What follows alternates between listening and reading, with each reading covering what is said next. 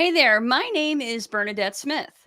Welcome to 5 Things in 15 Minutes, my weekly show where I bring good vibes to DEI. That is good vibes to diversity, equity, and inclusion with a little dash of corporate social responsibility. What I've found is that there are lots of news stories about what's going wrong in the world and lots of negative data, but there are also a lot of things going right.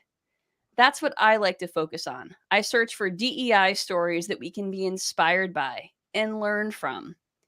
My hope is to inspire you to experiment with some of these inclusive actions and policies within your own organization to help you build a more inclusive world. In this week's episode, I'm joined by Christian Harris, founder of Kindred Keynotes. This week, our conversation is about California's minimum wage for fast food workers, TD Bank offering doula benefits, and more. Let's get started. Christian, will you please introduce yourself and tell the world a little bit about you? Absolutely. Well, Bernadette, thank you so much for inviting me on. Thank you for creating this space for DI professionals and people in the space, in and out of the space, to talk about some of these triumphs and challenges. My name is Christian Harris, founder of Kindred Keynotes and Coaching. We're a full service firm that specializes in keynote speeches for events and conferences, everything from motivational speeches to speeches on Black American history. We do coaching of life, career coaching for folks, DEI coaching, then also some consulting in the leadership and DEI space. So that is our firm. Had the privilege of being a professional coach for about 4 years. It's really doing keynote speaking my whole life. And of anything I've gotten paid to do, those are the two areas that I enjoy the most, get the most out of. And so just excited to be building a business around that. And and just have such a passion for DEI and seeing a more equitable world that it's just a kind of perfect fit. And so I'm at a pretty good place in my life professionally to be doing what I love to do. I love it. That's great. I've been an entrepreneur for almost 20 years and there's nothing like it. The freedom of it is wonderful and we get to really make a difference in the world. So, thank you so much for joining me today, Christian. I'm a keynote speaker as well. So, what's your favorite topic? What's your favorite thing to talk about?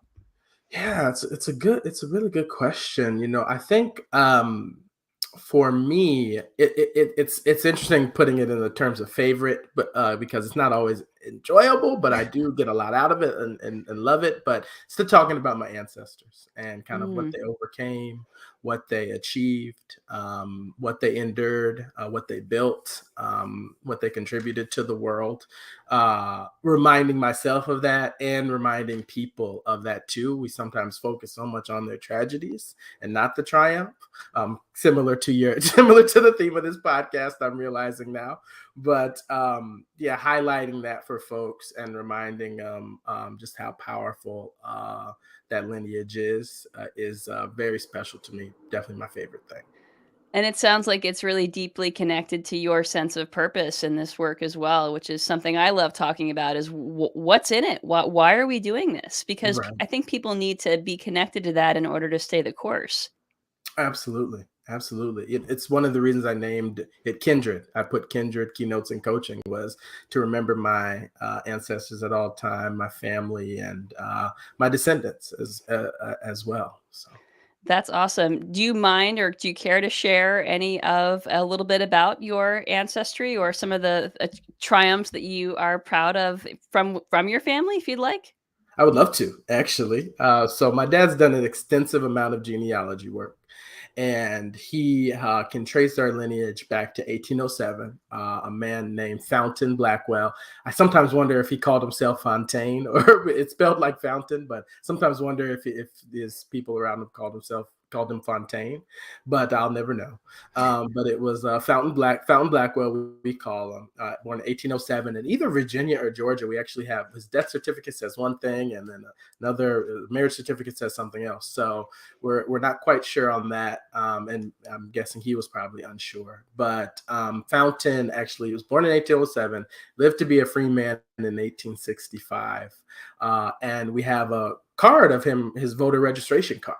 And so sometimes I think about him to be so wronged by this country for so many years as an enslaved person, and then to come out of it and still want to participate in the democracy, still want to be a part of making this nation better, just gives me a lot of hope, a lot of days, gives me a lot of energy to keep fighting. And Yeah, there's a lot more. Of course, I could unpack even that we've learned about his story, but I know we you try to keep this podcast brief, but yes, I think about Fountain a lot and what he had to have overcome.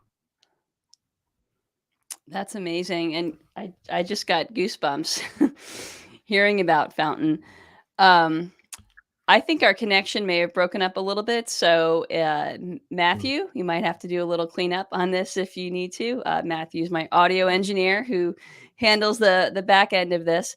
Um, Christian, thank you so much for Okay. sharing that.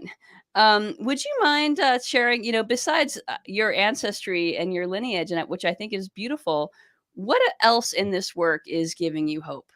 I know you were recently, part of the Brandon Johnson for mayor campaign here in Chicago. So perhaps that's part of it. But I would love to hear what's giving you hope. Definitely. I think one of the things that is giving me hope currently, and it really does tie into the first answer, is that for the first time in my life, really, I feel like I'm doing everything I'm supposed to be doing in the fight towards a more equitable society and towards an equitable society. Or sometimes I put it as a world without barriers to equity.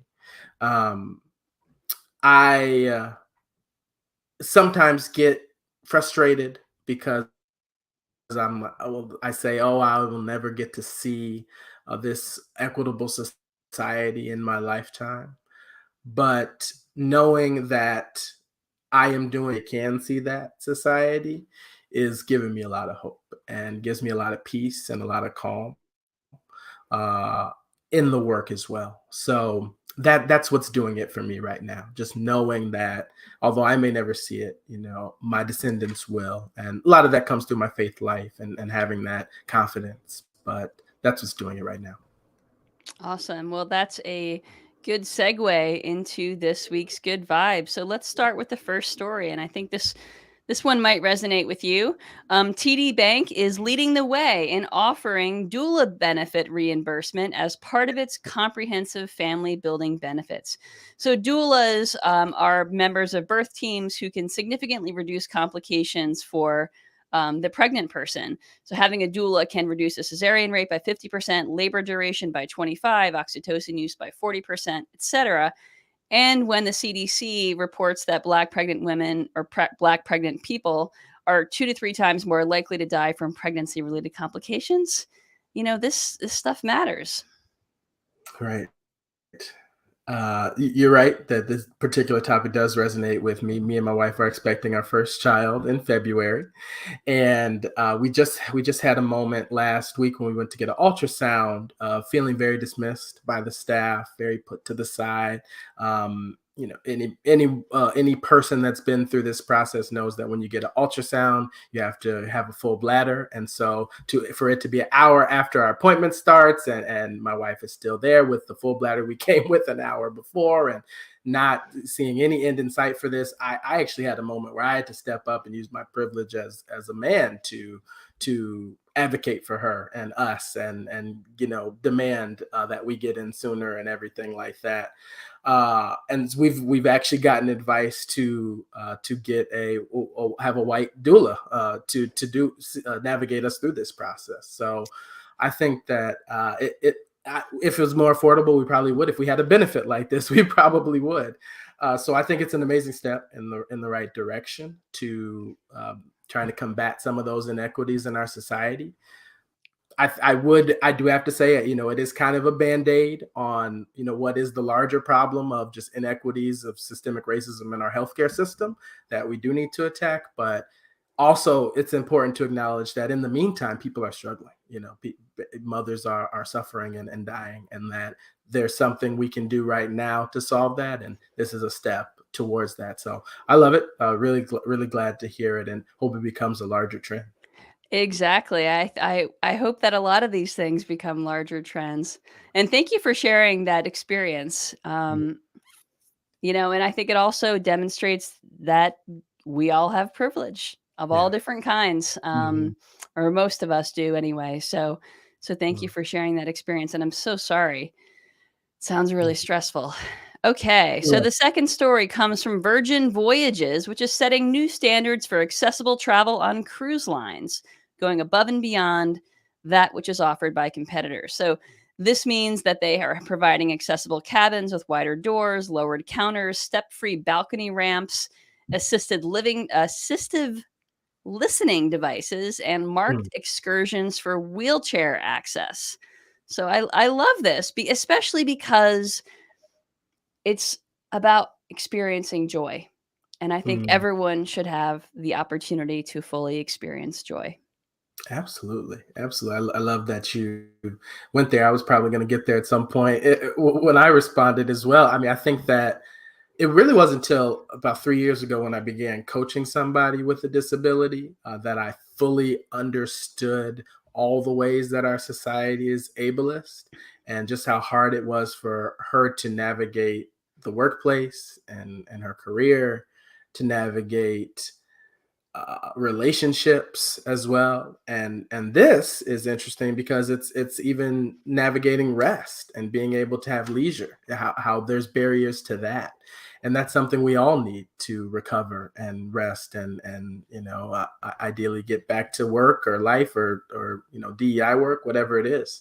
And so I love that the leisure industry is opening this up to people with disabilities and making it more accessible, because it's so important. And again, yeah, I'll state again, broken record, but I hope that this becomes a larger trend too, because this could be really a game changer for a lot of folks. Absolutely. And you know what? Let's just name it. I'm sure Virgin is doing this because they're going to attract more people with disabilities and their wallets, right? Of Mhm. course, there's a business incentive here, like there is for many of these stories. But, I'll take that trade off if it means that more people are able to enjoy, as you put it, rest and recovery. Absolutely, absolutely. Okay, the third story this week comes from New York State, which has officially recognized the Lunar New Year as a public school holiday. Governor Kathy Hochul signed legislation amending the education law to include Lunar New Year, providing students a day off to celebrate their cultural heritage. This is beautiful. Yeah, yeah. Isn't this cool? I mean, I think I'm thankful to say this is a trend of becoming more accessible, sorry, more inclusive with our holidays that we celebrate in this country, allowing more people to have the time and space to reflect and appreciate their culture, having others be able to learn and appreciate that culture. It really is special, and getting closer to the melting pot we've always claimed to be, but at really that mesh of cultures, and appreciating those cultures is it's a beautiful thing. So I'm excited for the people that probably fought for this for many years. I can't imagine this just happened overnight. So fought for this for many years, and I really hope that they're able to appreciate their culture in new and different ways. And I love what you said about this helping other folks learn about this culture, right? Yeah. Because I think that's what's a beautiful thing is we'll start to see, I would imagine we'll start to see this becoming more of a discussion in classrooms, especially at younger ages and as they start to learn about why is school closed, right? I think it's a Right. really, really beautiful thing. Yes, absolutely. Absolutely. Okay, the fourth story is about Haley Van Voorhees, who made history as the first woman non kicker to appear in an NCAA men's football game for Shenandoah University. She participated in the game and registered a quarterback hurry, which, as a non football person, I don't even know what that means. But showcases women's increasing participation and success in a traditionally male dominated sport. Love this. We've had so many stories about sports inclusion Mm. recently on Five Things, and it's great to see. Wow. Okay. Well, I'm glad to hear that that this is a trend as well. Shout out to Haley. Wow. I probably some of my shock and just amazement is rooted in this belief that women can't play the sport, and so I have to acknowledge that too. What I'm feeling is probably rooted in something that is not good, but definitely I want to appreciate it at the same time. uh, I think it's pretty cool that a sport that has been so male dominated, that has been entrenched in so much toxic masculinity and so much inequitable practices, and from what we saw a few years ago with, kind of the demeaning of peaceful protest. I think it's really cool that it's becoming more inclusive and allowing women, or people that identify as women, and people of all types to participate in the sport if they want to. It's a great thing. So it really excited for that, and can't wait to see its impact on the sport as a whole. I am a huge fan. I do know what a quarterback hurry is, and it is a big deal. So pretty cool. Awesome. And the fifth story this week comes from the state of California, which has raised its minimum wage for fast food workers to $20 an hour beginning on April 1st of 2024. That makes it the highest guaranteed base salary in the country. And, many fast food workers are BIPOC and Mhm. primary earners for Mm. low income households. So I think this is a huge precedent. Absolutely, absolutely, and thank you for mentioning that last piece, because it is easy to forget. That a lot of times we're just in this American capitalist mindset that, oh, that's just a job you work at in high school and then you move on. No, right? Like, people work there for their entire careers, and so yes, it is an amazing step towards the income equality I know so much of us want. I'm so glad that it's passed, and I think it's a win anytime working class folks are able to earn more. I've long been a believer and an advocate that we can't minimum wage our way towards income equality.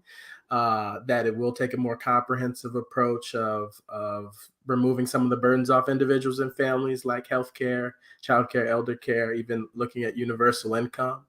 But nevertheless, people right now are earning more money. I hope that that allows them to do more of what they want to do more of what they need to do for themselves and their families, and that's a very good thing. And love to see it. We need to do all we can to chip away at the racial wealth gap in particular. Mm, So yeah, I take all of these little victories towards that as a win. So, fast food workers undervalued, underappreciated, and certainly underpaid.